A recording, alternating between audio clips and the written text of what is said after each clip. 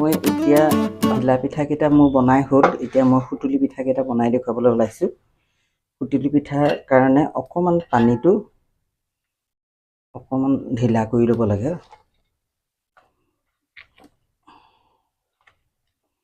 এইটো নাৰিকল আৰু তিলৰ পুৰ দিম। নাৰিকলৰ পিঠা আৰু তিলৰ পিঠা বনাওঁতে যিখিনি অৱশিষ্ট ৰৈ গৈছিলে সেইখিনি দিয়ে এইটো বনাম মই। এইটো সুতুলি পিঠাটো আচলতে আমাৰ বিহুত যে সুতুলি বজায়, যিটো সুতুলি বজায় সেই সুতুলিটোৰ আকৃতিৰ হয় কাৰণে ইয়াক সুতুলি পিঠা বুলি কোৱা হয়। এই পিঠাটো বনাবলৈ অলপ টান আৰু ভাজিবলৈও টান। সেইকাৰণে মই ইয়াক ভজাৰ কিছুমান নিয়ম ভাজি থাকোঁতে আপোনালোকক দেখুৱাই যাম। তুমি লালমোহন যে বনোৱা এবাৰ বনাবা নেকি? ৰঙা আলু আনি থোৱা আছে, যদি সময় হয় বনাম। বিহু পালেহিয়ে নহয়, ইমানবোৰ বস্তু বনাই থাকিবলৈ সময় নহয় নহয়। হেৰি তুমি ৰঙালাউৰ পৰাও এটা ৰঙালাও লাল আৰু ৰঙালাও এটা পিঠাও বনাওঁ মই আগতে। এইবোৰ বনাবা? সময় হ'ব তুমি হেৰি কৰি দিবা। এই সুতুলি পিঠাকেইটাও এতিয়া তাকৰকৈ কেইটামানহে বনাই থ'ম মই। চাউলৰ গুড়ি মই ৰ'দত শুকুৱাই থৈ দিছোঁ। পাছত বিহুৰ কেইদিনততো বেছি আলহী নাহে, পাছতহে আহি থাকে। তেতিয়া দুটা এটাকৈ বনাই আলহীৰ আগত দি থাকিম। এতিয়া এইকেইটাকে বনাই থওঁ।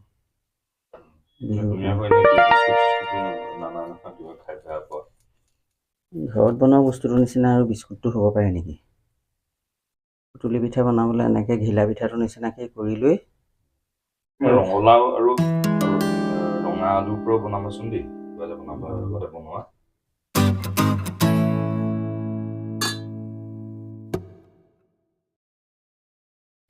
এইটো পিঠাটো মাজত দি এনেকৈ ছাইডকেইটা এনেকৈ টিপি দিব লাগে। এই পিঠাখিনিত এইকেইটা থ'বলৈও তাৰমানে এই থালখন অকণমান তেল সানি থ'ব লাগে, নহ'লে কি হয় ইয়াৰ পৰা দাঙি নিওঁতে পিঠাটো ভাঙি যায়। সেইকাৰণে এনেকৈ অকণমান হেৰি কৰি ল'ব লাগে আৰু অলপ পানী দি এনেকৈ হেৰি কৰিব লাগে। কৰোঁতে পানী দিলে অলপ আঠাটো ঢিলা হয়, এইটো কৰিবলৈ সুবিধা হয় এনেকৈ মেলি দিবলৈ। টান হ'লে দাঁতিবিলাক ফাটি ফাটি যায়, সেইকাৰণে অকণমান পানী দি ল'ব লাগে। পানী দি এই এনেকৈ মাজত এই পুৰখিনি এনেকৈ দিব লাগে। এই পুৰখিনি দি এনেকৈ মিলাই দিব লাগে। এনেকৈ এইদৰে মই গোটেইখিনি এতিয়া বনাই লওঁ। বনাই লৈ পাছত ভাজি কেনেকৈ ভাজোঁ দেখুৱাম।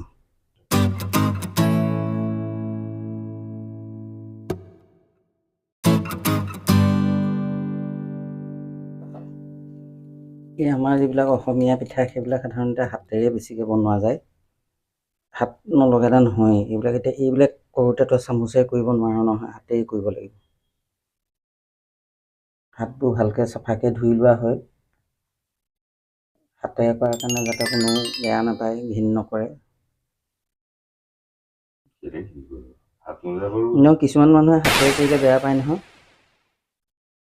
কিন্তু এইটো বস্তু তই হাতেৰে নকৰিলে এনেকৈ টিপটো কেনেকৈ দিবি?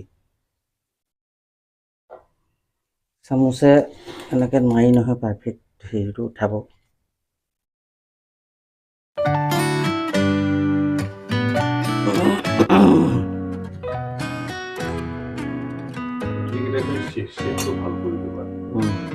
প্ৰথম এতিয়া হেৰি কৰি লৈছোঁ, পুৰখিনি দি লওঁ, পাছত চেপটো ভাল কৰিম। আচল চেপটো এতিয়াও দিয়াই নাই আৰু বস্তুখিনি সোমোৱাইহে লৈছোঁ ভিতৰত।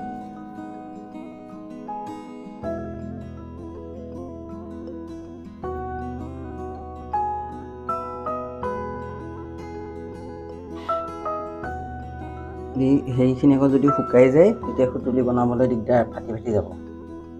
সেইকাৰণে আগতে ইয়াৰ ভিতৰত দিয়া পুৰখিনি দি পিঠাকেইটা বনাই লওঁ, তাৰপাছতে সুতুলি চেপটো কেনেকুৱা সেইটো দিব লাগিব। সুতুলি চেপটো এইটো আচলতে এইটো আমি সুতুলি কওঁ, কিন্তু এনেই হিন্দী ভাষী লোকে এইটো গুজিয়া বুলি কয়। গুজিয়া।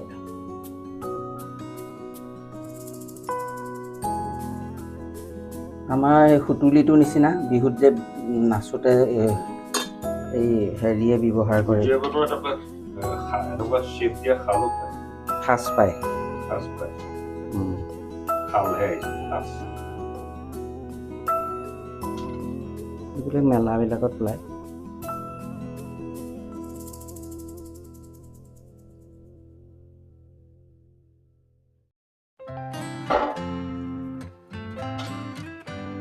পানী দি ল'ব লাগে, পানী দিলে এনেকৈ বহল কৰিবলৈ সুবিধা হয়, ৰাতিবিলাক ফাটি নাযায়। তেতিয়া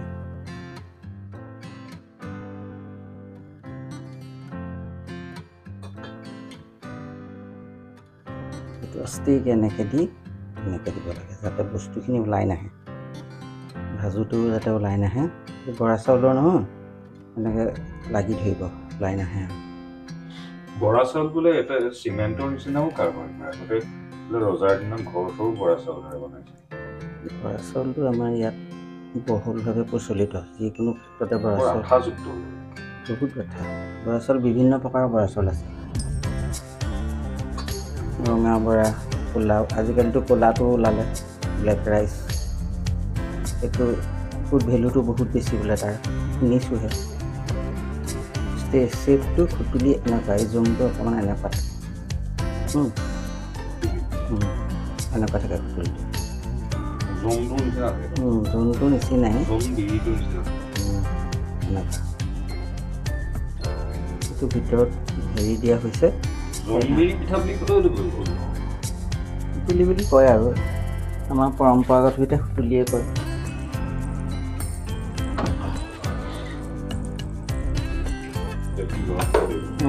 তেলখিনি গৰম হ'ব লাগিব। আৰু এই পিঠাটো ভাজোঁতে এটা বিশেষভাৱে লক্ষ্য কৰিবলগীয়া কিছুমান কথা আছে, মই ভাজি থাকোঁতে কৈ যাম। এইটো চেপটো বেয়া হৈছে, সুতুলিৰ নিচিনা হয়। যি কি নাম দিবলৈও ভয় আজিকালি।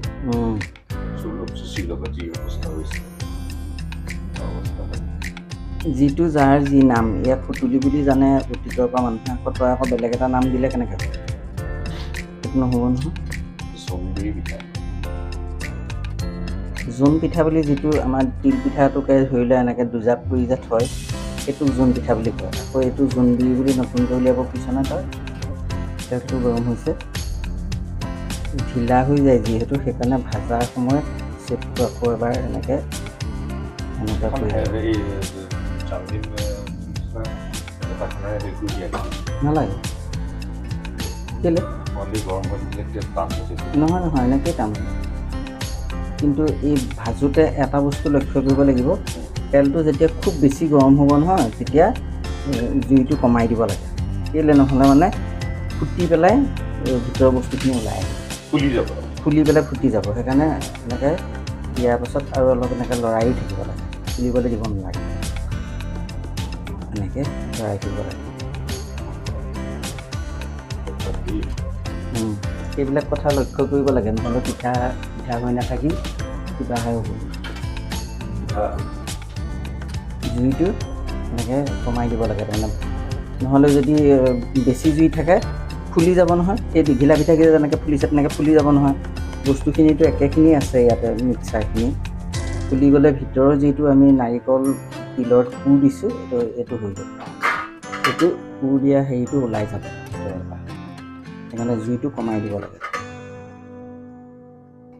ফুলিবলৈ দিব নালাগে। কিন্তু ভাজ খাবলৈ দিব লাগে, ভাজ খাওক কিন্তু ফুলি যাব দিব নালাগে। এটা টেকনিক আছে ইয়াৰ, গোটেইখিনি ওলাই মুখত লাগি, গৰমটো গৰমেই,